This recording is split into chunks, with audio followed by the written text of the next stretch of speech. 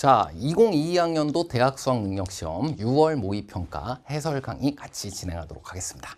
자, 우선 객관식 문제들 공통문항 1에서 15번까지 먼저 보도록 하겠습니다. 자, 이 시험지의 모든 문제들이 굉장히 유기적으로 개정교과서 그대로를 다 담고 있기 때문에 가급적이면 쉬운 문제부터 전문항 모두 수강하시기를 권장합니다. 자, 그럼 1번부터 보도록 할게요.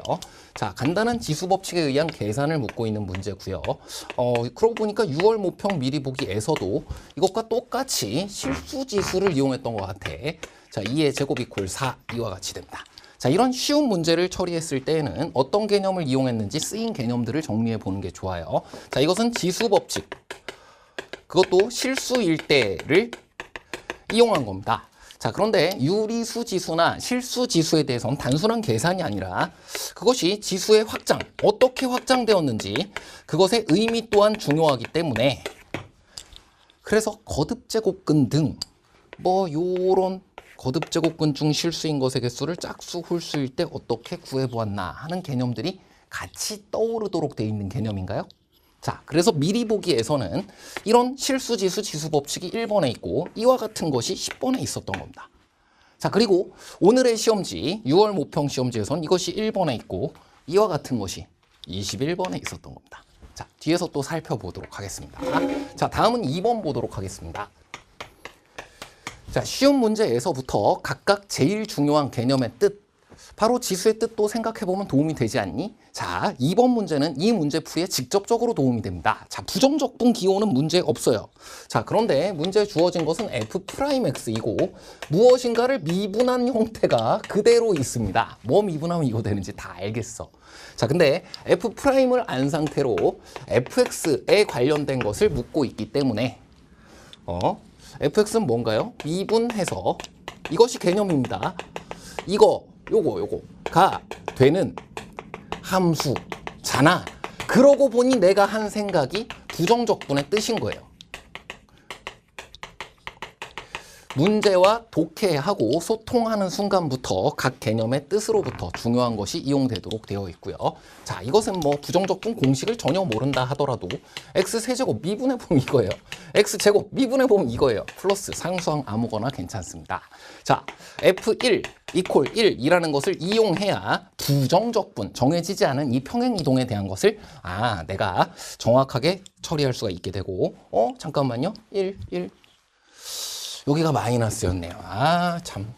여기 마이너스입니다. 자, 그리고 여기도 마이너스이기 때문에 C 이퀄 1이 되어야 F1이 1이 된다. 여기까지 찾을 수가 있습니다. 자, 그 다음 F2의 값을 묻고 있기 때문에 C의 값이 1이라는 걸 안 상태로 2의 거듭제곱. 자, 그래서 8 빼기 4 더하기 1 이퀄 5다라고 구하면 된다. 자, 11호에서도 8호에서도 뜻 굉장히 강조했었고요. 자, 그리고 우리에게는 또 하나의 중요한 적분이 정적분의 뜻도 이번 교과서에서 정의가 바뀐 부분이야. 그래서 이렇게 해보는 것도 중요하다. 정적분을 가지고도 한번 처리해 보도록 하겠습니다. 자, 인테그랄 1에서부터 2까지 f' dx. 자, 이게 무엇이에요? 부정적분에서의 함수값의 차로 정적분의 정의가 바뀌었습니다. 예비 시행 같은 경우에는 이것이 굉장히 중요하게 이용이 되었으니까 자, 요걸 이용해도 풀이할 수 있겠다. 네가 1입니다. 자, 너는 방금 전에 했던 것과 같이 이거 x세제곱 빼기 x제곱이 되고요. 1, 2예요. 자, 2를 집어넣으면 8-4가 되고요. 1을 집어넣으면 0이 되기 때문에 자, 4가 됨을 알 수 있었고요. 자, 최종적으로 너의 값을 구해주면 5가 된다. 자, 정적분을 통해서도 위치 변화를 통해서도 어떤 점의 위치를 구할 수 있고 부정적분을 통해서도 어떤 점의 위치 함수 자체를 구해서 처리할 수 있었던 정적분의 활용과도 관계되는 개념이 되겠습니다. 자, 다음은 3번 보겠습니다. 자, 이 시험지 곳곳에서 습관적인 풀이를 진행하려 했을 때 잠깐씩 막히도록 만들어둔 구석이 있어요. 자, 그것은 개념을 어떻게 잘 공부했는지 묻고자 함입니다. 뭐 이를테면 이 3번 같은 문제에서 사인 세타 플러스 코사인 세타 보자마자 양변을 제곱해서 사인 제곱 더하기 코사인 제곱을 써먹어야지? 그게 아닙니다. 자, 하지만 삼각함수 사이의 관계는 우리가 그것만 공부한 것은 아니기 때문에 자, 우리 앞서 모의고사 풀이에서 많이 해보았던 겁니다. 이미. 이게 각이 주어져 있다라는 것이 지금 파이에서 2분의 3파이 사이에 있는 세타다라고 주어져 있는 것이 바로 삼각함수의 부호와 관계된 것이었고 삼각함수의 정의인 원을 통해서 지금과 같이 말할 수 있는 3, 4분면의 각이다. 그래서 3, 4분면의 각에서는 사인과 코사인의 부호가 각각 음수가 된다라는 것은 삼각함수의 정의와 관계된 것이었습니다. 자, 여기에 있는 각 세타에 대해서 탄젠트가 5분의 12가 된다. 자, 첫 번째는 삼각함수의 뜻을 이용한 거예요. 삼각함수는 원으로 모두 해결할 수 있다. 원. 자, 이것을 기울기가 5분의 12가 된다라고 그린 것이고요. 자, 5분의 10이라는 기울기를 갖게 되는 거 찾아보면은 5대 12대 13이니까 반지름을 13이라고 두어도 좋고요. 아니면 반지름 1이라고 두어도 충분히 여러분이 이거는 13분의 5에 마이너스 붙고 13분의 12에 마이너스 붙으면 돼. 자, 이것이 어려운 친구들은 반지름이 13인 원으로 다시 그려서 5대 12대 13 직각삼각형을 찾아서 처리하면 되겠습니다. 자, 이렇게 단위원 위를 움직이는 점의 좌표가 코사인이고 사인이다. 자, 그래서 그 둘 더하면 13분의 마이너스 17 바로 정답을 구하게 돼요. 자, 그리고 앞서 사인 제곱, 코사인 제곱 이거 뭐지? 삼각함수 사이의 관계입니다. 자, 그걸 떠올렸던 친구들은 아, 맞다. 삼각함수 사이의 관계에는 이런 것도 있었지. 탄젠트는 코사인분의 사인이다. 자, 그래서 너와 너를 각각 나누어 주게 되면 탄젠트가 5분의 12가 된다. 삼각함수 사이의 관계를 이용해서도 다시 한번 확인해 볼 수 있었습니다. 자, 그리고 이것이 떠올랐던 친구들은 뒤에 중요한 기억 니은 디귿 문제 같은 데서 이용됐을지 몰라. 자, 그 다음 4번 보겠습니다. 자, 선생님이 뒷문제에서 뭐가 이용됐을지 몰라 라고 이야기하는 것들이 6월 모평 미리 보기에서 얘기했던 이스터 에그 같은 것들입니다. 자, 그게 떠올랐을 때 내가 제대로 공부해서 떠올랐을 뿐인 거야. 그게 앞문제에서 특별히 도움이 되지 않는다면 손해보면 안 될 거 아니니? 자, 그게 뒷문제에서 모두 쓰이도록 안배되어 있기 때문에 좋은 문제지다라는 겁니다. 자, 4번 문제는 간단한 함수의 극한의 뜻이기 때문에 좌극한, 우극한 뜻을 통해 시력 검사하듯 확인해 주면 되겠습니다. 지금 여기 0에서의 좌극한 구하라고 했으니까 x가 0보다 작은 상태로 한없이 가까워질 때 한없이 모두 모여지는 지점이 존재하니 모여드는 지점 마이너스 2예요. 자, 그 다음 2는 여기에 이렇게 생겼고요. 2에서의 우극한 구하라고 했으니까 2보다 조금 큰 상태로 가까워질 때라고 정확히 뜻대로 설명해 주면 됩니다. 모두 함수값이 모여드는 지점 존재하니 0이요 라고 얘기하면 여기 마이너스 2고요. 마이너스 2 플러스 제로 해서 정답 마이너스 2 구할 수 있었습니다. 자, 다음은 5번 보도록 하겠습니다. 자, 방금 전에 있었던 극한의 뜻이나 이러한 것들도 뒤에서 극한값, 함수값, 좌극한, 우극한 등을 제대로 구분할 수 있는가 그 뜻에 대해서 다시 다 물어보고 있습니다. 자, 5번 문제는 간단한 곱의 미분법을 이용하면 되는 문제입니다. 어렵지 않으니까 바로 곱의 미분법 이용해서 처리해 주도록 할게요. G'이라는 녀석 바로 구해주면 2x의 f x가 되고요. 더하기 x제곱 플러스 3의 f'x가 됩니다. 자, 그럼 여기서 G'1을 구해주면 1을 다 대입해주면 돼요. 2 곱하기 f1, 4 곱하기 f'1. 자, f1의 값과 f'1의 값이 주어져 있기 때문에 정답은 8이 된다. 자, 네가 1이라고 주어져 있고요. 네가 2라고 주어져 있었습니다. 자, 그 다음은 6번 보도록 하겠습니다. 자, 곡선과 이것으로 둘러싸인 부분의 넓이는 선생님 팔로워 강의에서 제일 많이 강조했던 것은 일단 그림을 그리세요입니다. 여기에 주어져 있는 그 둘러싸인 부분이 어떻게 생겼는지 알아야 될 거 아니야. 일단 그리기 제일 중요해요. 자, 그럼 최고차항의 계수가 3인 2차 함수니까 이와 같이 그려지고 기울기가 1인 직선, 아니 기울기가 5인 직선이니까 양수니까 그냥 대략 그리면 됩니다. 자, 그럼 이 부분 구하라는 거네. 자, 뭘 구해야 하니까? 그렇지, 교점을 구해야 하니까 3x 제곱 마이너스 x 이퀄 5x라고 두고 3x 제곱 마이너스 6x 이퀄 제로입니다. 3의 x 마이너스 2 이퀄 제로이므로 x 이퀄 제로와 x 이퀄 2에서 만남을 알게 되었고요. 자, 그러면 여기에서부터 풀이를 두 가지로 할 수가 있을 것 같아요. 왜? 그 6분의 절대값 a, 베타 마이너스 알파의 세제곱이라는 이 부분에 해당하는 혓바닥같이 생긴 이 부분 넓이 공식이 있잖아. 자, 11호 강의에서 다루었었고요. 6분의 3, 그리고 2의 세제곱이 되네요. 두 근의 차니까. 계산해주면 정답 4라고 구하게 됩니다. 자, 그러나 이런 공식들은 차쌤이 유도 과정이 더 중요하다라고 했고 그것의 기본 원리가 더 중요하다라고 했어. 이것 자체가 단편적으로 나에게 주는 이득보다 그게 더 중요하니까 그걸 언제든 떠올릴 수 있도록 해라라고 했었어. 자, 그러고 보면 이 문제는 그 유도 과정과 동일한 순간을 가지고 있는 것이기 때문에 자, 유도 과정이 어떻게 되냐? 이렇게 y 이퀄 a의 x 마이너스 알파, x 마이너스 베타, 알파, 베타이면 이것을 평행 이동하는 게 기본 원리예요. 뒤에 엄청 나옵니다. 0, 요걸 이제 베타 마이너스 알파라고 두는 거야. 그걸 k 등으로 두고 계산하면 y 이퀄 a의 x의 x 마이너스 k 라는 식을 적분하면 되지 않니? 지금 이 문제는 그래서 이것과 똑같은 즉 유도 과정 간단한 계산이에요. 그래서 이것은 그냥 빼서 적분해도 전혀 어렵지 않게 처리를 할 수가 있게 되는 겁니다. 그냥 fx에서 gx 뺀 게 여기에 있으니까 그거 가지고 0에서부터 2까지 3x 제곱 빼기 6x 해서 계산해 보도록 할게요. 자, 이 녀석 적분하면 뭐가 되는지 앞에서 다 줬지. 이거 3x 제곱이지. 0, 2 집어넣어 주면 전체가 얼마 나와? 8 마이너스 12 해서 마이너스 4 나오지. 자, 절대값을 적분해야 되는데 반대로 빼서 적분한 것이기 때문에 너 역시 4가 넓이다. 정적분의 넓이에 대한 활용을 그대로 이용해서 처리할 수 있는 문제였고요. 그리고 이와 같은 것이 계산에 있어서의 크게 불리함이 전혀 없고요. 그것의 기본 원리를 여러분이 떠올렸을 시에는 뒷부분 문제에서 훨씬 더 중요한 역할을 하게 됩니다. 자, 다음 7번 문제입니다. 자, 7번 문제에선 큼지막하게 써놓으세요. 수열은 나열이다. 11호부터 공부한 친구들은 전부 이렇게 생각했을 겁니다.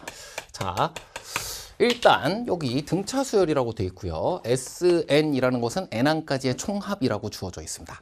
정의대로 나열하면 돼. 정의된 대로. 자, 정의된 대로 나열하면 S3라는 녀석은 N항까지의 합이라고 했으니까 이렇게 나열하면 돼요. S2라는 건 N항까지의 합이니까 이렇게 나열하면 돼요. 그 두 개 빼면 어떻게 되나요?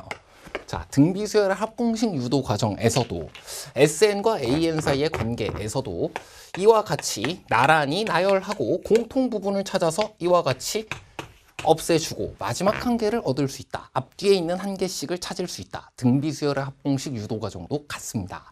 자, 그래서 우리가 얻은 것이 A6라는 녀석이 2배의 A3와 같다는 거예요.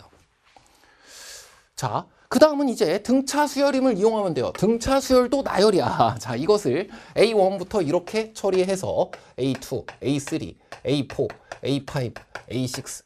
자, 네가 2거든? 너랑 네가 2배라는 거야. 자, 근데 잘 보세요. 6, 3, 2배 아니니? 그래서 사실 여기에서도 찾을 수 있었고요. D, 그게 등차 수열의 정의대로 나열하는 거잖아. D. 여긴 D를 3번 더하는데. 그럼 여기도 D인가? 자, 이렇게 찾을 수가 있는데. 자, 이야기했었습니다. 계단을 올라가면서 내려가면서 등차 수열 생각하는 거라고. 3번째 계단이랑 6번째 계단이 딱 2배 차이가 나려면 어떻게 돼야 돼요? 처음 평지에서 시작하면 되는 겁니다. 그래서 여기에 있는 것을 지금 6, 12 등으로 사실 찾을 수가 있었다. 그리고 11호 강의에서 본 것처럼 나열이라는 것도 어떻게 나열할 것이냐 이것만 더 공부하면 되는 거예요. 수열단원에서 다른 것을 일반항 공식 뭐 이용하면 이게 더 유리하니? 전혀 그렇지 않아요. 합공식 이용하면 유리하니? 전혀 그렇지가 않아. 이상한 방정식만 풀게 돼. 자, 평가원이 의도하고 있는 것은 언제나 1일 때 2이고요. 2일 때, 3일 때, 4일 때, 5일 때, 6일 때 그 본질입니다. 일반항은 지금과 같이 직선상에 나타나기 때문에 네가 너의 2배이면 그러면 이거 내분점, 외분점, 유도과정 그림이랑 똑같네요. 이 직각삼각형과 이 직각삼각형이 딱 2배가 되는 순간이라는 것을 말하네. 원점 지나는 직선이다. 끝난 거예요. 자, 지금과 같이 발견했든 이제 다 되었습니다. 그 다음 더하는 것은 뭐 여러분이 등차 수열의 합공식을 이용해도 되고요. 시그마 EK를 이용해도 되고요. 지금 우리는 A 5.5항을 요 사이에서 11이라고 찾아서 그것을 10배 해서 구하도록 하겠습니다. 110이 답이야. K가 55. 가우스 초등학생과 함께 여러 번 공부했지? 그것의 2배인데, 자, 이것은 뭘 이용한 것이냐? 등차 수열의 합공식 중에 2분의 A 플러스 L이라는 것의 의미, 바로 여기에 있는 평균이라는 것입니다. 그것 곱하기 N이라는 의미를 이용해서 지금 처리한 것이고요. 앞으로도 계속 쓰이게 됩니다. 자, 다음은 8번 문제 같이 보도록 할게요. 자, 함수 요렇게 생긴 녀석에 대해서 함수 fx의 제곱이 뭔가 곱해져 있어요. 떠오르는 것이 있습니다. 연속함수의 성질이에요. 자, 그리고 실수 전체의 집합에서 연속 거기 밑줄 그어놓고, 자, 물론 이 문제는 쉬운 문제이기 때문에 x 이퀄 a에서만 그냥 따져보는 것으로 풀이해도 풀리지만 뒤에 있는 14번 등 논리적 추론에 도움이 되도록 하기 위해서 이런 문제에서부터 논리적으로 접근하셔야 됩니다. 자, 그 실수 전체의 집합에서 연속 거기 밑줄을 그었으면 후보 지점을 먼저 조사해야 돼. 자, 이것은 어떤 개념을 이용하는 거예요? 연속함수의 성질을 이용하는 겁니다. 자, 연속함수의 성질 어떻게 하면 되니? 연속함수의 제곱이잖아. 연속함수 곱하기 연속함수잖아. 그럼 무조건 연속이라는 거야. 자, 이 연속함수의 성질 하나만으로도 A를 제외하고 확인 끝났습니다. 그래서 그 다음 x 이퀄 a에서 연속인지만 보면 되는 거야. 자, 이것은 이제 무엇으로 해주면 되나요? 연속의 뜻대로 해주면 됩니다. 자, 우리가 연속에서 공부하는 개념은 다름 아닌 연속의 뜻과 연속함수의 성질 2가지밖에 없습니다. 자, 그래서 우리가 11호 등에서 계속 이렇게 얘기했던 거예요. 성질로 의심하고 뜻으로 확신한다. 구간이나 실수 전체의 집합 등에서의 연속 등을 묻는 것은 논리적으로 쉬운 얘기가 아닙니다. 그래서 이것을 이와 같이 논리적으로 후보 지점을 좁혀가며 조사했다라는 것을 정확히 가지고 있으면 고난도 문제 추론에도 반드시 이용돼. 자, 그래서 이제 여기서 연속을 보도록 할게요. 연속이라는 것이 극한값 존재하고 함수값 존재하고 그거 서로 같다라는 거잖아. 그래서 지금 A보다 왼쪽 오른쪽에서 함수식이 다르니까 좌극한 fx, 좌극한에서는 마이너스 2x 플러스 6의 제곱이 나오고요. 자, 우극한에서는 A보다 조금 큰 상태로 한없이 가까워진다라는 극한의 뜻 4번에서도 생각했잖아. 그러니까 우측에 있는 식 2x 마이너스 a의 제곱이 되고요. 이 둘이 일단 같아야 극한값이 존재하고, 함수값이 같은지는 어떻게 설명하면 되니? 이것은 FA의 제곱과 같아질 수밖에 없다. 왜? 이 또한 교과 개념인 닫힌 구간에서의 연속. 닫힌 구간에서의 연속이라는 개념이 따로 정의되어 있습니다. 자, 그래서 이 우극한과 니가 같다라는 건 따로 따질 필요가 없는 거야. 이거 2개만 해주면 돼. 되었습니다. 자, 그러면 이 녀석에다가 A 대입한 거, 이 녀석에다 A 대입한 거, 그 2개를 등호를 두고 방정식을 찾아주게 되면 A 제곱 빼기 8A 더하기 12 이퀄 0 이렇게 되었고요. 자, 뭐 근과 계수의 관계가 기억나는 친구들은 그냥 8이라고 답하면 되고요. 자, 그렇지 않았을 시에는 인수분해를 해서 이와 같이 처리해 주면 됩니다. 그래서 2와 4 2개가 있기 때문에 6과 2예요. 6과 2 2개가 있기 때문에 2개를 더한 값은 8이 된다. 자, 그리고 이와 같은 다항식을 다루는 것이 조금 근과 계수의 관계 까먹은 것 같아. 사실 이 항등식의 계수 비교를 이용하면 되거든. 다항식 단원, 고1 수학에서 다항식 단원 부분을 복습하시면 되겠습니다.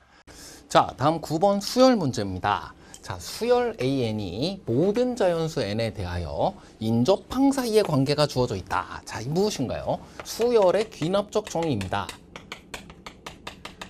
아유 이렇게 길게 써요. 점화식이라고 부르면 될 것을 점화식이라는 용어 자체를 삭제했습니다.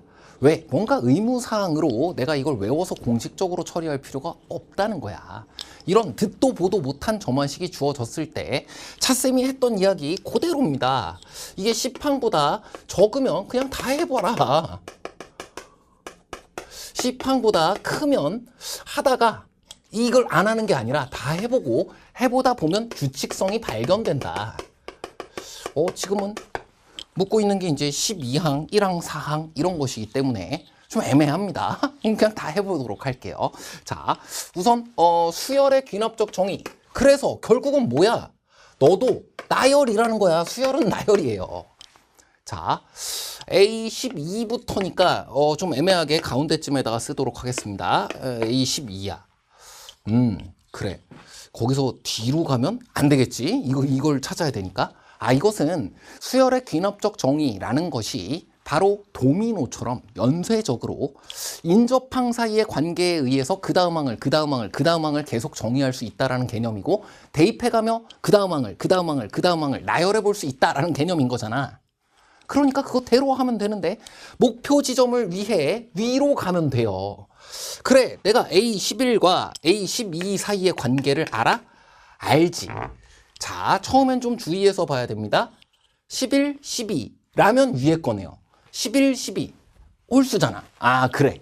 그러면 여기에서 밑으로 내려올 때 역수가 되었을 거다라는 거예요. 식으로 한번 적어볼게. A12라는 녀석은 A11분의 1로 구했을 거야. A11분의 1로 구한 것이 2분의 1이라는 거야. 그러면 A11의 값은 2구나 하고 찾았어요. 자, 그러고 나면 이제 A10으로 다시 올라가 봅니다. 자, 이때는 요 사이를 또 생각을 해보게 되면 10, 11, 10항과 11항 사이의 관계 n이 짝수니까 위에 거가 아니라 밑에 거지 않겠니? 그래서 이것은 곱하기 8의 관계가 있는 거예요. A11을 구해보면 그것은 8 곱하기 A10이 되니까 자, 그럼 뭐에다가 8을 곱해야 2가 됐을까요? 4분의 1이었겠네. 자, 그럼 이 위로 또 올라간다고 하더라도 이 사이도 홀수기 때문에 역수관계일 것이고 위로 또 올라가면 또 곱하기 8이 됐을 거란 말이야. 그럼 네가 4였을 거란 말이야. A 9. 자, 이건 다 됐네요. 내가 이렇게 보다가 발견한 거야. 등차 수열의 등차 수열의 합구하는 공식 등에서 역순으로 재배열하는 아이디어가 있었지. 그리고 11호에서 등차 수열이나 등비 수열 등에서는 반대 방향으로 규칙을 찾아봐도 계단을 올라가도 등차 수열, 내려가도 등차 수열. R을 곱해가도 등비 수열, R을 나눠가도 등비 수열. 이렇게 올라가도 역수고 올라가도 등비 수열이야. 곱하기 8분의 1. 올라가도 역수이고 올라가도 곱하기 8분의 1 이렇게 되는 거야. 그러면 A8, 9에 보면 이제 좀 더 빨리 할 수 있을 것 같은데 A1까지 다 올라가는 것도 가능할 것 같아요. 근데 2분의 1이 나와버렸어. 그럼 그 다음은 2분의 1에다가 다시 역수해주면 2가 나오고 다시 8분의 1 해주면 4분의 1 나오고 이렇게 4개짜리가 한 마디로 반복되는 주기성 있는 마치 삼각함수와 같은 규칙이겠구나.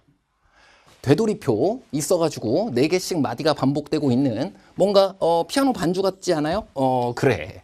이게 이제 더 이상 점화식이라는 것을 유형별로 공부하도록 되어 있지 않기 때문에 진짜로 듣보 아무거나 내는 겁니다. 진짜로 정말 무엇인가? 악보에서 찾은 거 이런 거 내는 겁니다. 자, 그래서 여러분들이 확인해 볼 수 있는 것은 이게 A5부터 A8까지도 똑같을 거 아니야? A1부터 A4까지 똑같을 거 아니야? 네가 A1이고 네가 A4네. 그 2개 더하라 그랬으니까 2분의 9가 정답이야. 오, 맞나? 맞습니다. 자, 앞에서부터 모두 나열해보고 12항까지를 나열을 모두 해본 다음에 그 규칙이 맞는지를 확인해보는 것보다 더 좋은 방법 없을 것 같아. 자, 다음은 10번 문제 보도록 하겠습니다. 자, 이 10번 문제는 최근 들어서 평가원이 이 지수 로그 함수 또는 삼각함수 등에 대해서 방정식과 부등식 문제를 중간에 4점 초반부 문제, 지금처럼 준킬러 문제로 출제하는 경우가 꽤 많습니다. 자, 이와 같은 문제들의 특징은 무엇이냐면 습관적으로 그냥 해오던 풀이대로 그냥 계산만 급히 해나가게 되면 분리하거나 아니면 막혀버리거나 이러는 경우가 생겨서 그래. 자, 이 문제에서는 잠깐 멈춰서서 생각하도록 할게요. 자, 이거 바로 연립해서 풀이하려고 하다가 막 뭔가 인수분해도 안 되는 것 같고 막 2차식 나오고 막 그러면서 좀 뒤통수 몇 대 맞은 친구들 있을 거 아니야. 자, 천천히 개념적으로 한번 생각을 해보자고. 지금 우리가 뭘 한 거예요? 두 그래프가 있는데 두 곡선의 교점, 이것을 지금 연립해가지고 바로 방정식으로 처리하려고 한다인 건데, 우리 교과서를 놓고 보면 지수를 포함한, 로그를 포함한 방정식은 지수 방정식, 로그 방정식 이런 용어 자체가 모두 삭제되었고 원리예요, 원리. 방정식, 부등식은 그 원리가 그래프야. 이게 나왔어도 너를 떠올리라 라는 게 수능의 목소리라고. 근데 이게 나왔는데 근데 그래프를 무시하고 바로 일로 오게 되면 더 좋은 풀이가 나올 가능성이 거의 없다는 거야. 그래서 우리는 이쪽으로 옮겨가서 풀이하는 대신에 이쪽에 있는 것 그대로 한번 풀이를 해보도록 하겠습니다. 로그 n의 x, n이 2보다 같거나 크다. 여기 있는 녀석이 1보다 크면 증가함수. 배운 게 있어요. 이게 증가야. y equal 마이너스 로그 n x 플러스 3. 이 마이너스 여기다 집어넣어서 n분의 1로 바꾼다든지 하면 감소함수임을 알 수 있고요. 또 다르게 말하면 평행이동과 대칭이동 등을 통해서 감소임을 알 수도 있어. 그리고 앞서 넓이 문제에서도 이야기했듯이 평행이동, 대칭이동 등을 지금과 같이 계속 발견해가며 문제를 풀이했을 때에는 뒷문제에서도 11번, 14번 엄청나게 도움이 된다는 거지. 자, 이게 증가고 감소인 것만 알았으면 끝났습니다. 이 교점이 어디와 어디 사이에 있어야 된대. x 이퀄 1과 x 이퀄 2 사이에 있어야 된대. 그러면 이놈이 증가함수잖아. 1에선 밑에 있어야지. 이놈이 감소함수잖아. 1에선 위에 있어야지. 반대로 이놈이 감소니까 2에선 밑에 있어야 되고 이놈이 증가함수니까 여기선 위에 있어야 되지. 자, 그리고 지수 로그 함수의 1대1 함수임, 그리고 증가 및 감소 등은 방정식, 부등식, 최대, 최소 모든 것의 기본 원리입니다. 사이값의 정리 이런 것도 떠오르고요. 자, 그러면 이것을 통해서 풀이를 진행하면 어떻게 되는지 확인하도록 하겠습니다. 로그 n의 4, 로그 n의 4가 로그 n의 n보다 작다는 거잖아. 1 집어넣으면 바로 구해지잖아요. 그래서 4보다 n이 작아요. 아니, n이 4보다 커요. 자, 그 다음 두 번째, 요걸 집어넣어서 부등식을 만들어주게 되면 로그 n의 10이라는 녀석이 로그 n의 n. 1을 지금 다 로그 n의 n으로 만든 겁니다. 그리고 로그 함수가 증가 함수임을 이용해서 부등호의 부호가 반대로 바뀌지 않는다라는 것을 이용하고 있는 거예요. 자, n이 4에서 10 사이고요. 5, 6, 7, 8, 9. 손가락으로 되네요. 5개. 아, 이게 개수를 물은 게 아니고, 합을 물어봤네요. 그렇지만 어차피 5개는 필요해. 5, 6, 7, 8, 9. 5개이고, 네가 중앙이니까 너의 5배로 구하겠다. 정답 35입니다. 자, 이보다 좋은 풀이가 어디 있냐는 거야. 자, 이것이 1번에 대한 풀이였고요. 자, 2번, 연립을 해서 방정식을 풀이하려고 하면 이 문제에서는 강제적으로 다시 그래프를 보게 합니다. 일단 연립을 해서 계산을 먼저 시도했다. 그때도 함수의 그래프를 보게 해요. 그땐 2차 함수의 그래프야. 왜 여기서 갑자기 2차 방정식이 인수분해가 안 되고 막 이래가지고 당황한 친구들이 있을 거예요. 자, 2차 방정식과 관계된 것은 앞서 근과 계수의 관계와도 마찬가지이고 2차 함수, 2차 부등식 등과 관계가 되어 있기 때문에 자, 이것은 고1, 2, 수원수투를 위한 고1 수학에서 방정식과 부등식 파트를 복습하시면 되겠습니다. 앞서 다항식 그리고 방정식과 부등식 이 부분은 고1 수학에서 정말 중요하게 이렇게 시험지에 많이 나오는 내용들이야. 그건 우리 직접 출제 영역 안에 직접적으로 연관돼 있어서 그래요. 자, 그래서 이 부분을 통해서 처리해 나갈 때는 몇 가지 조심할 부분이 생기고요. 몇 번은 당황하게 되고요. 풀이가 불가능한 것은 아니지만 지금보다 훨씬 비효율적으로 풀이하게 된다. 그리고 이 상황 안에서도 2차 함수의 그래프를 맞다. 뒤늦게라도 방정식과 부등식은 함수의 그래프와 관계가 있었구나 라는 것을 떠올린 친구들에게는 2차 함수의 대칭성 등 역시 뒷문제에서 도움될 부분들이 발견이 되게 된다. 자, 그 다음은 11번 보도록 하겠습니다. 자, 이것은 인피니티와 더 비기닝 1회 12번에서 했던 이야기랑 똑같습니다. 대칭, 평행이동 등의 합동인 도형의 아이디어, 이걸 반드시 이용할 수 있도록 준비해야 되는 곳이 두 군데가 있어요. 하나가 넓이, 적분, 하나가 삼각함수. 이 두 군데. 자, 1회 모의고사에 있었던 더 비기닝 1회 12번 문제가 적분 문제에서 딱 이것을 이용해서 딱 이 합동인 도형을 묻고 있는 문제이고요. 지금 이 문제가 그러해. 전혀 어렵지가 않아. 자, 앞서 특히나 10번 문제 그리고 앞서 넓이를 구하는 문제 등에서 평행이동의 기본 원리를 떠올렸다면 아주 쉽게 처리할 수 있었을 거야. 자, 보겠습니다. 0에서부터 1까지가 뭐 이렇게 0,0을 지나고 1,1을 지나는데 이렇게 그려져 있대요. 그림은 잘 몰라. 사실 예상은 해볼 수 있습니다. 이렇게 생겨 먹었을 때 이게 꼭지점이고 x의 n제곱의 그래프면 n대 1인가요? 그래서 이 부분 함수식 x 5제곱 이렇게 두고 풀 수도 있나? 자, 이렇게 끼워 맞춘 풀이가 더 유리할 리가 없잖아요. 그렇게 안 해도 훨씬 더 최선의 풀이가 나올 거라고 믿고 갑니다. 자, 여기가 6분의 1인 것만 알면 되는 거야. 이런 함수가 아니어도 돼. 이런 특수한 함수식을 끼워 맞춰서라도 발견해서라도 풀이하는 것은 마지막 순간에 시도하는 것이고요. 우린 이 문제의 기본 원리 자체를 알아. 자, 그럼 그 다음이 무엇인가요? 뒤집어서 평행 이동한 것이 똑같아. 앞에 있었던 로그 함수랑 똑같아. 뒤집어서 평행 이동하면 이렇게 가는 거야. 그래서 마이너스 1에서 0까지의 그림은 이와 같고 이 부분의 넓이는 6분의 5다라는 것을 지금 바로 확인할 수 있기 때문에 그 다음은 지금 나 조건에 있는 거 이거 뭐예요? 삼각함수에서 나오는 주기함수의 표현이지.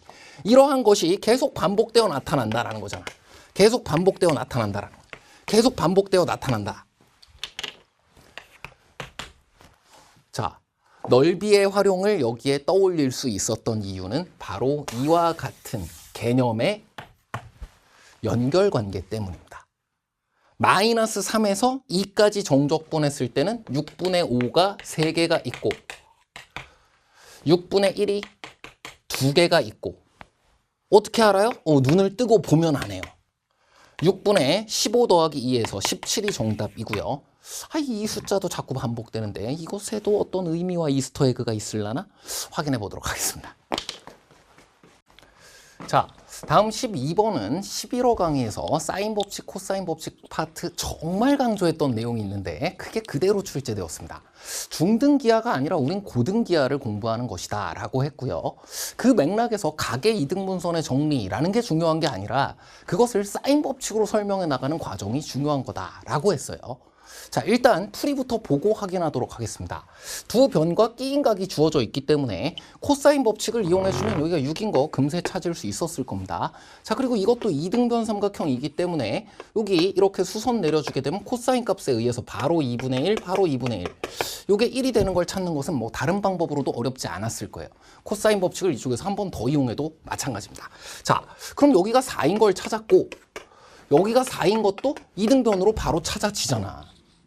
그 다음 D 구하는 과정이 그것과 똑같은 겁니다. 자, 보세요.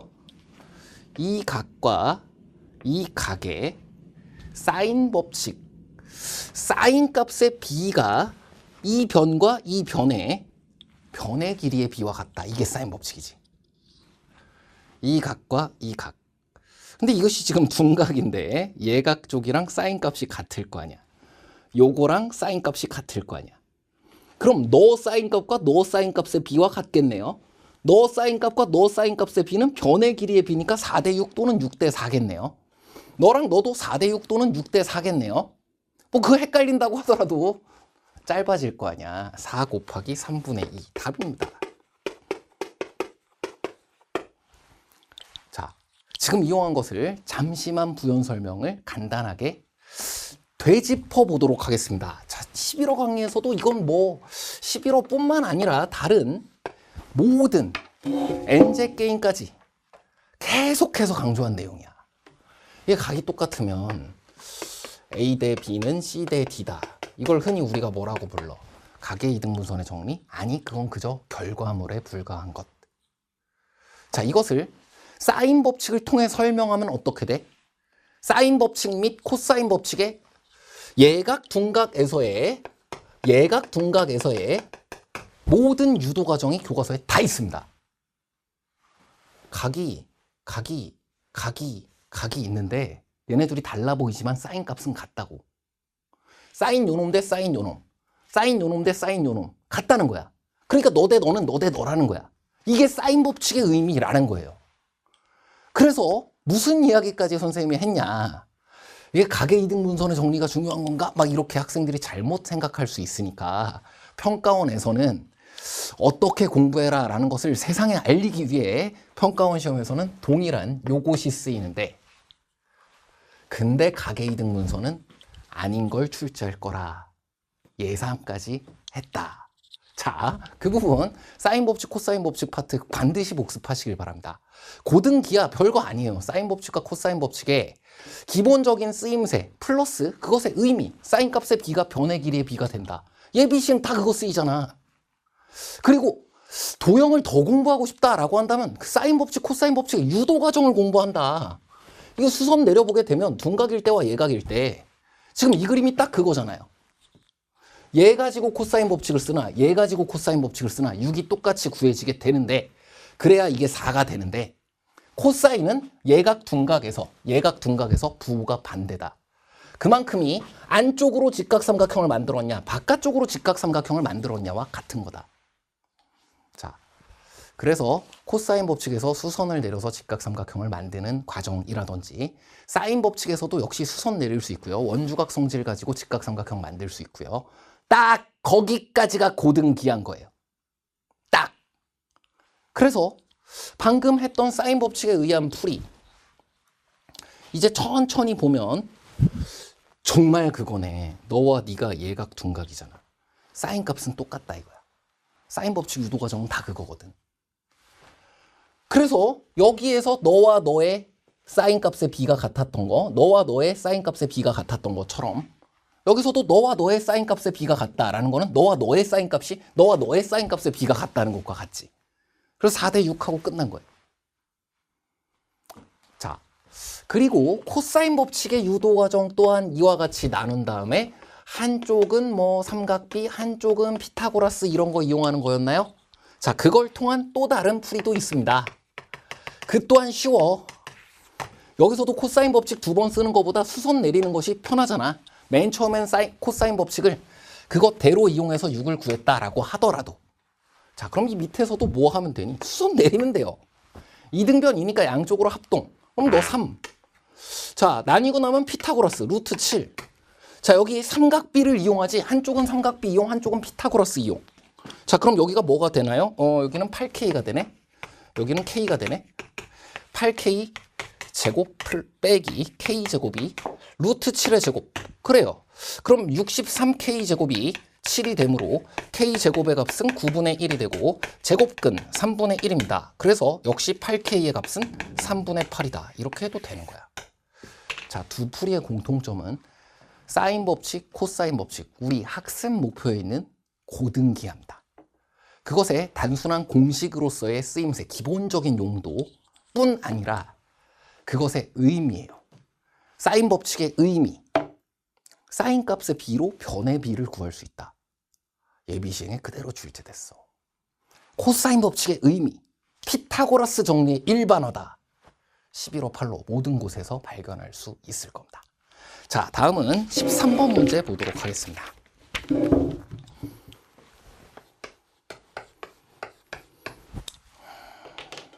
자, 실수 전체 집합에서 정리된 함수 fx가 구간 여기에서 주어져 있고요. 3이다가 1이 되네요. 그 다음 주기 함수가 있어. 그렇지. 이것은 차쌤과 공부했다면 이 얘기 정말 귀에 못 박히게 들었을 겁니다. 수열 단원과 삼각함수 단원은 친하다. 둘 다 관찰 및 발견되는 것도 반복에 의한 규칙이다. 자, 걱정 없이 fx를 일단 이와 같이 처리해 봤을 거예요. 3일에 계속 어디까지? 0에서 1까지. 자, 그 다음 다시 1일에 잠시 1일에 그 다음 이것을 복붙한다는 거야. 앞에 귀납적 정의도 다 이런 거였고 반복에 의한 규칙, 평행이동에 의해서 반복되고 합동인 도형이 계속 나타나는 것, 적분 문제에서도 수열 문제에서도 계속 반복되고 있습니다. 팔로 책에 쓰여 있을 거야. 자, 삼각함수를 공부하는 이유는 이런 대칭성, 주기성을 가진 함수를 다루도록 하는 것이니까 다른 소재로도 출제될 수 있다. 자, 그 다음은 수열은 나열입니다. 뭐 다른 거 할 게 없어요. 자, K, 그 다음 루트 K, 그 다음 F 루트 K, 그 다음 KF 루트 K. 결국 얘를 더해야 되니까 이렇게 한번 쭉 나열해보도록 하겠습니다. 선생님 20개나 해야 되잖아요. 하다 보면 규칙이 발견될 수도 있고 아니면 다 할 수도 있어. K를 1, 2, 3, 4, 5 이 정도만 할게요. 자, 루트 K는 1, 루트 2, 루트 3, 루트 4, 루트 5. 근데 너는 1이고 너는 2고 얘네들은 정수가 아니고. 아하, 그래서 F 루트 K는 여기가 1이고 여기가 1이고 나머지는 또 3이네. 언제 가면 또 1이 나올까요? 제곱수에서만 나옵니다. 제곱근. 그래서 F 요걸 구해주게 되면 이제 이것은 1 곱하기 K, 그냥 K가 나오고요. 얘는 2 곱하기 3K, 3 곱하기 K, 3 곱하기 K가 나오고요. 여기도 3K가 나오고요. 여기는 K가 나오고요. 여기는 또 3K가 나오는 거야. K 자리에 1, 2, 3, 4 집어넣으면 돼요. 자, 그럼 전부 더하는 것 어떻게 구하면 되는지 확인되었습니다. 어떻게 하면 되냐? 3분의 1 있고요. 지금 3분의 1 앞으로 꺼냈어. 시그마의 성질에 의해서. 시그마 3K야 일단. K 이퀄 1부터 20까지 다 할래. 왜요? 선생님 그럼 이런 데가 문제가 되잖아요. 이런 데가 뭐일 때만 이렇게 되냐면 제곱수일 때만 이렇게 돼. 제곱수일 때는 3K를 더하면 안 되고 K를 더해야 했던 거지. 그래서 제곱수일 때는 그것을 K가 제곱수, K가 뭐? 1, 4, 9, 16. 요거 일 때는 2배 한 걸 빼줘야 돼. 왜? 한 번만 더 했어야 되는 걸 3번 더 했으니까 2번 빼준 거야. 자, 그 다음은 뭐 하나씩 할까요? 이거는 33 곱했다고 하고 시그마 K 이퀄 1부터 20까지의 K라고 구할게요. 자, 여기는 3분의 2에다가 얘네를 다 더한 거 그냥 봐도 20, 10 두 개씩 짝 잘 지으면 30이 됩니다. 자, 이 부분의 값이 얼마가 되냐면 이 부분이 210이에요. 자, 이것도 뭐 등차 수열의 합 공식을 이용해도 좋고요. 뭐 다른 시그마 K 공식 등을 이용해도 괜찮습니다. 자, 여기까지 해주게 되면 190이 정답이다. 수열은 나열이다. 모든 문제가 다 그래. 등차 수열은 나열이다. 수열의 기납적 정의 나열이다.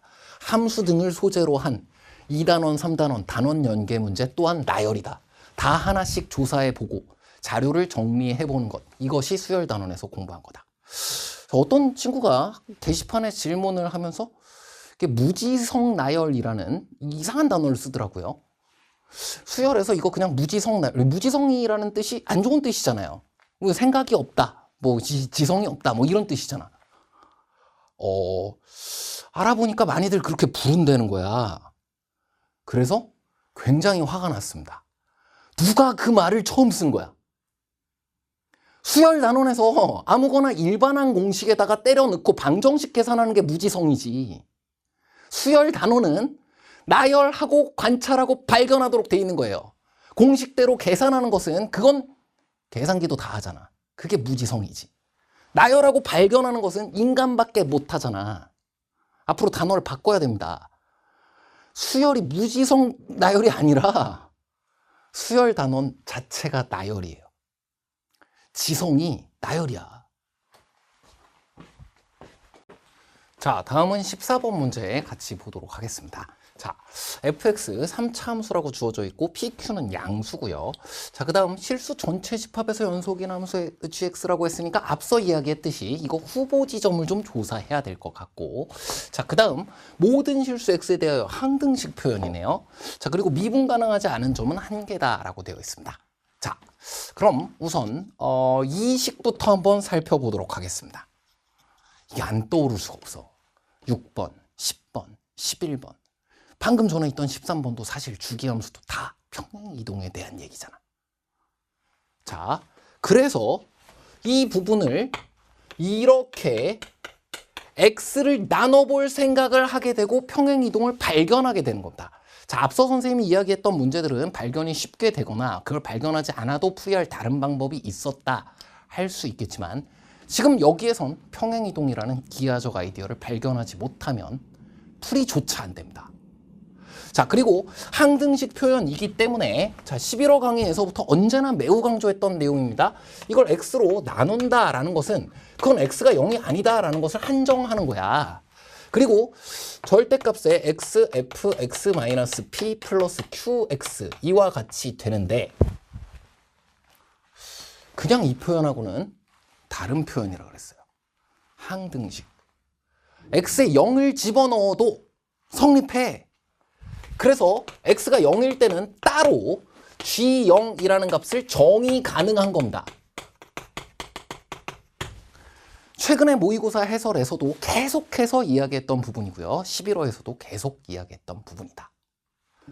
자, 그 다음은 이 부분을 나누는 데에 있어서 0이 아니잖아. 0보다 조금 클 때, 0보다 조금 작을 때, 그때 부호를 신경 쓰며 나눠보았던 기억이 있어요. 자, 사실 인피니티오 비기닝 1회에서도 같이 부분에만 절대값이 붙어있는 것을 살핀 적이 있고, 사실은 개념적으로는 롤의 정리, 증명과정 등에 이용이 되는 겁니다. 절대값 x라는 녀석을 바깥으로 이렇게 끄집어내도 되잖아. 어차피 양수만 드는 거니까. 오, 이렇게 해놓고 보니까 이 부분이 이제 평행이동 꼴이 바로 발견이 되네요. 그럼 x분의 절대값 x라는 녀석이 x가 양수일 때는 1이 되고 x가 음수일 때는 마이너스 1이 된다라는 것 때문에, 자, 비기닝에서도 했던 거라고 했습니다. 자, 그래서 gx를 다시 한번 쓸 수가 있어. x가 양수일 때는 절대값의 fx-p 플러스 q 이렇게 되는 거야. x가 음수일 때는 마이너스가 붙고 f의 x-p 플러스 q가 되는 거고, x가 제로일 때는 정의 가능한 g0의 값이 있는 거야. 자, 이제 평행이동이라는 것까지를 발견을 했습니다. 자, 그 다음에 이것은 선생님이 최근 미리보기 모의고사 그리고 비기닝 모의고사에서 고난도 문제의 특징이라고 이야기했던 건데, 여기서 다 넣어가면서 망망대해 굉장히 넓은 선택지 안에서 발견적으로 추론하는 것만으로는 최고난도 추론 문제가 어렵다. 연역적 추론, 수투에서 공부하는 것은 논리이기 때문에 그것을 통해 가지수가 확 좁혀지는 것을 경험하게 될 거다. 바로 그겁니다. 보자 이거야. 일단 논리적으로 확 좁힐 수 있는 방법이 있어. 그리고 그것은 논리적으로 공부했던 부분, 정의, 정리 등과 관계가 돼. 그래서 수투 그렇게 공부해야 고난도 맞출 수 있게 해주겠다 이 얘기인 거야. 후보 지점을 조사해보면 fx가 다항함수라서 연속이고 미분 가능한 함수잖아요. 걔를 평행이동해도 연속이고 미분 가능한 함수잖아요. 그걸 절대값 씌워도 모두 연속이잖아요. 뒤집어도 다 연속이잖아요. 어디만 후보 지점? x 이퀄 0. 자, 그럼 x 이퀄 0에서 연속? 이것을 묻는 거야. 자, 이 안에 있는 식을 그냥 h라는 하나의 식이라고 잡아보겠습니다. 자, 그러면 리미트 x가 0 플러스 1대의 g 그리고 리미트 x가 0 마이너스 1대의 g 이게 일단 같아야 될 거 아니야, 서로. 근데 이놈은 절대값 h고 이놈은 마이너스 절대값 h야. 즉, 이 녀석은 0 이상이고 이 녀석은 0 이하야. 0 이상인 것과 0 이하인 것이 같다. 뭐일 수밖에 없어? 0. 자, 11호 강의에서는 어디서 공부한 건가요? 롤의 정리 증명 유도 과정. 식을 나누는 것까지 똑같이 생겼어. 분자 분모의 부호에 따라서 이와 같은 상황이 만들어지는 것까지 똑같이 생겼어. 미분 가능한 함수가 극값을 갖기 위한 필요 조건을 따지는 것도 똑같은 논리야. 그래서 선생님이 얘기했습니다. 나중에 자랑해달라고 100 이상 100 이하예요. 100이라는 뜻이야. 추론이야. 자, 그래서 얻어진 것이 gx의 극한값 또한 제로이고 함수값도 제로다. 연속이므로 극한값 이퀄 함수값. g0가 0이다. 끝난 거야. 그 다음은 뭘 해도 맞습니다. fx 그냥 미분해서 간단히 그리면 돼요. f'x는 3배의 x 빼기 3, x 플러스 1 이렇게 아주 간단히 구해지기 때문에 이렇게 생겼거든. 여기가 x 이퀄 마이너스 1, 여기가 x 이퀄 3. 그리고 함수 fx가 모두 다 주어져 있기 때문에 이런 문제는 절대 어려운 게 아니라고 했지. 여기 구해보면 마이너스 7 나오고 여기는 39, 마이너스 39 이렇게 나와요. 이게 y 이퀄 fx의 그래프의 개혁이야. 그 값을 두 개 가지고 있기 때문에 만약에 얘를 잘 평행 이동을 해서 원점을 무조건 지나게 해야 되는데 원점을 지나고 남은 두 개의 실근이 지금과 같이 존재하는 경우잖아? 그럼 어떻게 되냐? gx는 자, 얘는 평행 이동시킨 h인 겁니다. h라는 녀석이 원점 지나야 된다를 방금 발견한 거야. 우측에 있는 녀석은 절대값 씌워주니까 미분 불가. 왼쪽에 있는 녀석은 절대값 씌웠다가 뒤집었다고 생각해도 되고 아니면 모두 양수로 만드는 대신 모두 음수로 만드니까 이렇게 밑으로 이렇게 갔다. 여기도 미분 가능하지 않은 지점. 아, 어떻게 되었든 간에 서로 다른 세실근이 있으면 다른 그림을 그려도 모두 마찬가지입니다. 0을 제외한 나머지 곳에서 미분 가능하지 않은 지점이 생겨. 안 돼. 근을 중심으로 확 좁혀놓고 시작하니 이렇게 되는 거예요. 그러면 이제 어떻게 돼야 되지? 이건 이제 3중근은 안 되잖아. 얘를 잘 평행 이동시키면 중근. 한실 두중일 수밖에 없다. 자, 이것을 귀류법이라고 합니다. 이 정도로 논리적으로 좁혀 놓았기 때문에 남자라고 해볼까? 아니네. 그럼 여자겠네. 이렇게 되는 거예요.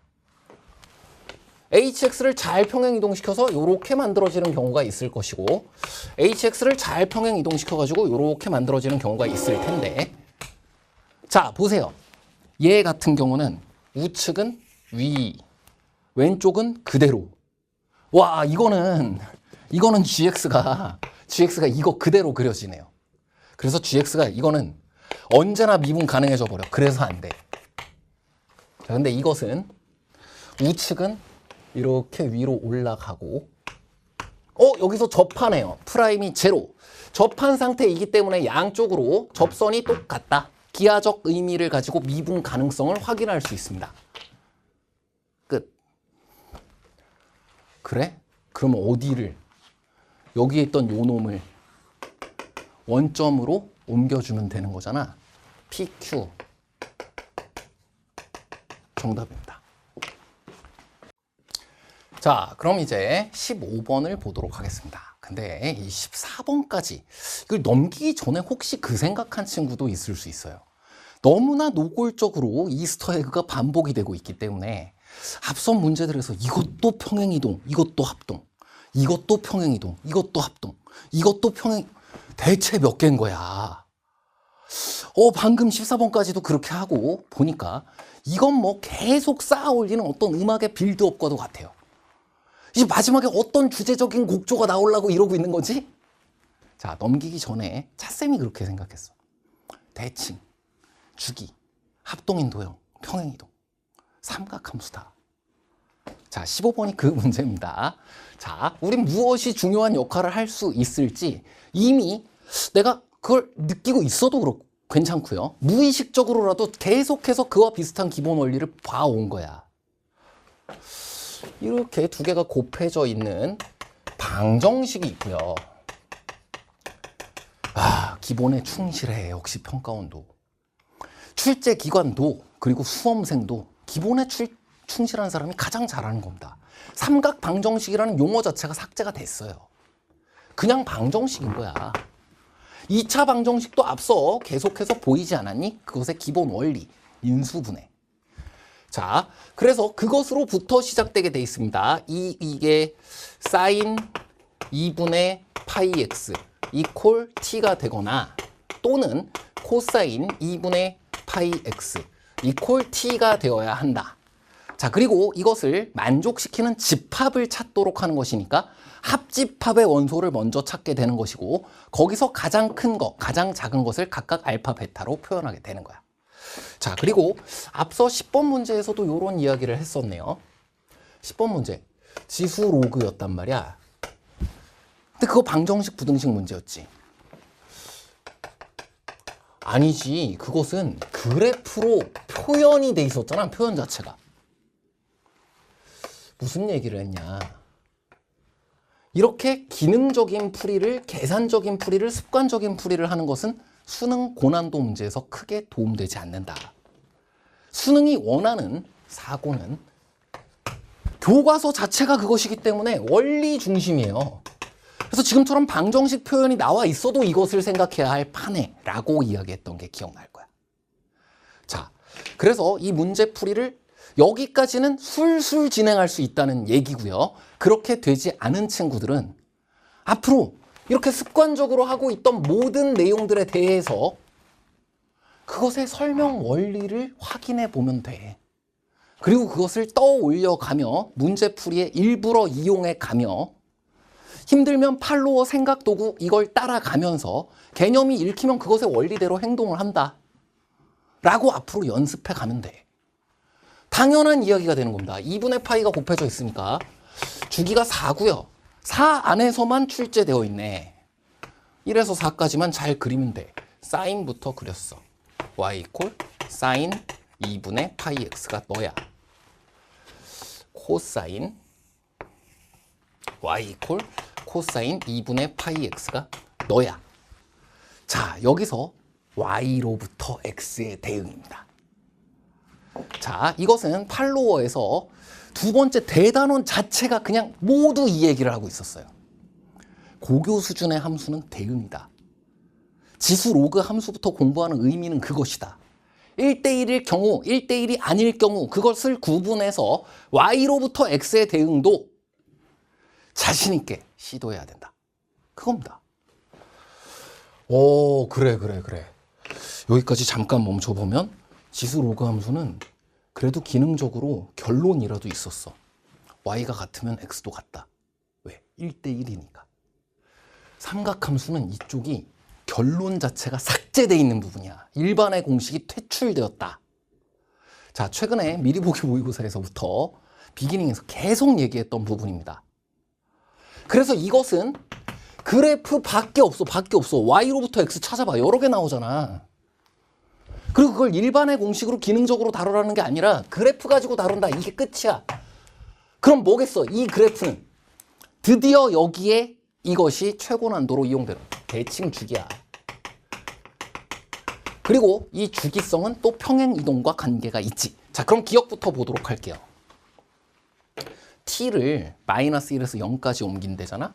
그 사이에 있는 거 이렇게 하나 그어봐요. 제일 큰 게 여기 있잖아. y로부터 x 찾아봤지? y로부터 x 찾아봤지? 그게 지수 로그 함수 사이의 관계지. 그게 1대1이 아니어도 자신 있게 지금과 같이 찾으라 했지. 이겁니다. 네가 알파 t가 되고요. 네가 베타 t가 돼. 기억이 대칭성이네요. 여기가 2.5, 2분의 5잖아. 이 둘 더하면 너의 2배다 라는 거예요. 자, 앞서 등차 수열의 합을 몇 번을 지금과 같이 구했나요? 얘네 둘의 합은 너의 2배와 같다. 얘네 둘의 합은 너의 2배와 같다. 그래서 가운데에 있는 그 녀석을 n배 해주면 등차 수열의 합이다. 기억? 대칭성. 끝. 자, 그 다음 니은도 보겠습니다. 자, 니은은 무슨 얘기냐면 일단 베타 제로, 알파 제로부터 볼게요. 자, y를 0 넣어서 제일 큰 거, 제일 작은 걸 찾으면 돼. 제일 큰 거 여기 있고, 그리고 제일 작은 것은 어디에 있냐? 지금 0부터 4까지인데 4는 안 들어가고 0은 들어가잖아. 아, 이거구나. 이만큼의 길이가, 자, 모든 그 베타 마이너스 알파의 세제곱 어쩌고 해서 앞서 평행 이동을 통해서 설명했던 넓이 공식 이런 것들은 그 베타 마이너스 알파가 간격의 의미입니다. 여기 보이는 이 간격 있잖아. 제일 큰 것과 제일 작은 것의 간격이 이만큼으로 유지되는 걸 찾으라는 뜻이야. 자, 밑에 있는 녀석을 보면 그게 유지되는 부분은 없어요. 왜? 이건 이 최대값이 이렇게 올라가고 최소값이 이렇게 줄어들잖아. 그래. 그럼 어떻게 돼야 되지? 아, 이 주기 함수에 대해서 11호 강의에서부터, 자, 이거 헷갈리기가 쉽다. 이게 fx 플러스 p 이퀄 fx가 되도록 하는 최소의 양수 p를 주기라고 한다. 주기 함수는 여기서 처음으로 정의가 되는 것이고 잘 알아야 한다. 근데 너랑 함수값이 같으면 네가 p인 것처럼 착각하게 된다. 그래서 하나 더 반드시 알아야 하는 것이 이런 의미였다. 평행 이동을 했을 때 겹친다는 뜻인 거예요. 평행 이동하는데 겹친다. 최대값과 최소값이 평행 이동해서 겹치게 되는 곳을 찾아보라.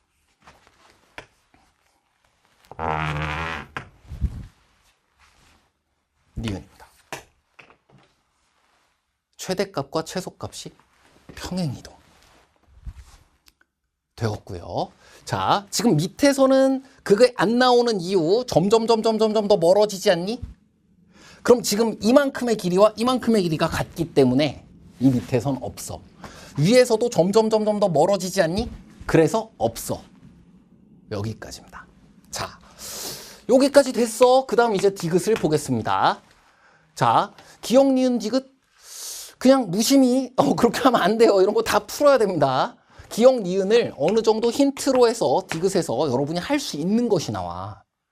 자, 지금 계속해서 따지고 있는 것이 무엇인가요? 팔로워 수 1에서 두 번째 제일 중요한 주제로 얘기했던 게 함수 대응이다라는 거였어요. 그리고 지수 로그 함수 1대1이잖아. 그러니까 x가 크면 y도 커진다 등의 결론이 존재해. 혹은 y값이 같으려면 x값도 하나로 딱딱 존재한다. 그런 게 존재해. 지수 로그 함수라는 단원과 삼각함수라는 단원을 구분할 수 있어야 한다고 했어. 여러 개가 있을 수 있어. 1대1 함수가 아니야. 자, 디귿의 표현이 바로 그것인 겁니다. 알파 T1과 알파 T2가 같은데 T1과 T2는 안 같아요. 지수 로그 함수에서 1대1 함수일 때 우리가 생각하던 것과 다르잖아. 이런 상황을 찾으라는 거야. 단 이것을 이렇게 했음에도 불구하고 이 함수의 그래프에서 선생님이 지금 보여주는 것과 같이 알파 t라는 함수를 잘 찾지 못한 친구들은 y로부터 x의 대응을 찾는 연습을 해야 됩니다. 지금껏도 해왔고요. 앞으로도 계속해서 해갈 거야. 왜? 첫 단원과 두 번째 단원 지수로그 방정식, 부등식, 삼각함수를 포함한 방정식, 부등식 결론조차 없는 이유, 일반의 공식이 퇴출된 이유, 그것보다 더 중요하게 최고난도 문제에서 물을 수 있는 사고력 문제는 없다. 자, 그럼 구간별로 따져보도록 할게요. y로부터 x의 대응을 찾는 거야. 마치 지수함수를 그려놓고 로그 함수 읽듯이. 많이 해봤지? 이게 알파 t의 그래프예요. 다만 이렇게 읽기만 하면 돼. t 값에 따라 하나씩만 존재하네. 얘는 어떤 그래프와 비슷한 거냐? 지수함수의 그래프와 비슷한 거고, 얘는 x 세제곱 등의 홀수차와 맞닿아 있는 거야. 그래서 이것은 거듭제곱근이 늘 1개, 실수인 것이 1개. 이 또한 여러 차례 예상했던 걸 기억할 겁니다. 자, 그 다음 이 위로 가보게 되면 제일 작은 데가 여기 있다가 여기 있게 되거든.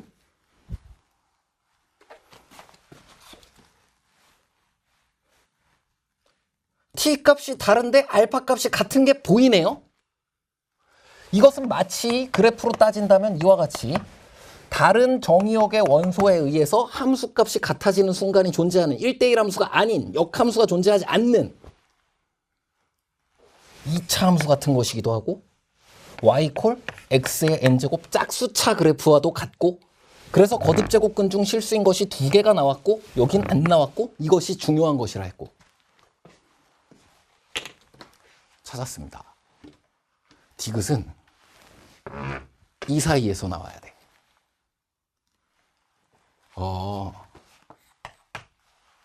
알파 t1과 알파 t2가 이 하나의 세타라는 값으로 같아.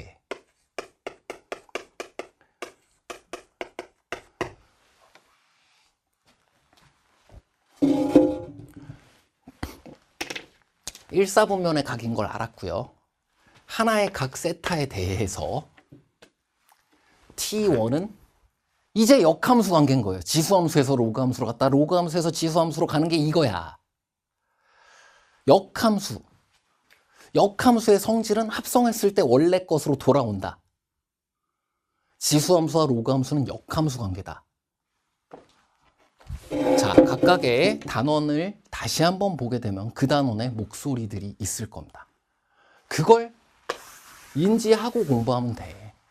절대적으로 유리할 수밖에 없게 출제한다. 자, 디귿을 보게 되면 그럼 이제 T2 빼기 T1 뭘 얘기하는 거야? T2가 지금 더 큰 거니까 T2가 코사인 세타지. 방금 전에 본 거대로면 사인 세타지. 그리고 세타는 그래 단위 원에서 일사분면의 각이에요. 그럼 T 곱하기 T2는 이제 제곱해주면 되는 거예요.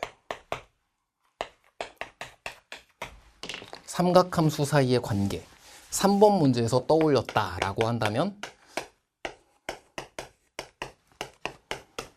네가 1이고 2 코사인 사인 4분의 3이므로 코사인 사인 8분의 3이구나. 이 두 개의 값이 각각 T2, T1이므로 T2, T1이므로 코사인 사인 곱한 거 T2, T1을 곱한 거 8분의 3이고 틀렸구나. 그림으로 봤을 때는 어느 정도 3분의 1에 가까운 녀석이 나오긴 하는데 아니라는 거예요.